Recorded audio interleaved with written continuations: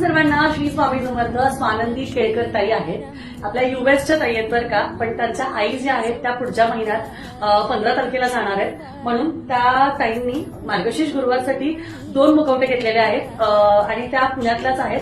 तर त्यांच्या आई ज्या आहेत त्या जाणार आहे म्हणून त्यांनी इथून घेऊन जाण्यासाठी आत्ताच खरेदी केलेली आहे, कारण त्यांना पॅकिंग करायची आहे, त्याचबरोबर वजन वगैरे सगळं बघावं लागतं.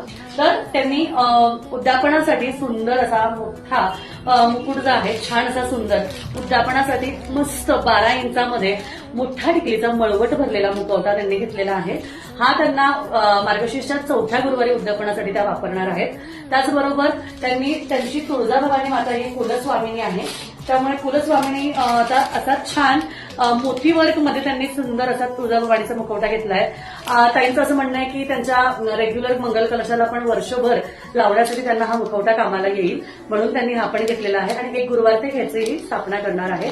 त्यामुळे ताईंनी बघा किती सुंदर छान मुखवटे घेतलेले आहेत. त्याचबरोबर त्यांनी साड्या पण घेतलेल्या आहेत आणि अजून इतर पूजा साहित्य पण आहे, कुंचम सेवा पण आहे. तर सगळ्याचा एक संपूर्ण मोठा व्हिडिओ येईल. तर मोठा म्हणजे एक 3-4 मिनिटाचा, त्याच्यामध्ये त्यांनी काय काय घेतलं हे आपण सांगूया. पण खूप सुंदर ताईंचे रिस्पॉन्स येत आहेत. बऱ्याचशा ताईंचं जे आहे कसं होतं की लांब लांबचे जे पार्सल असतात, समजा कोणी जाणार असेल तर ते घेऊन जातात.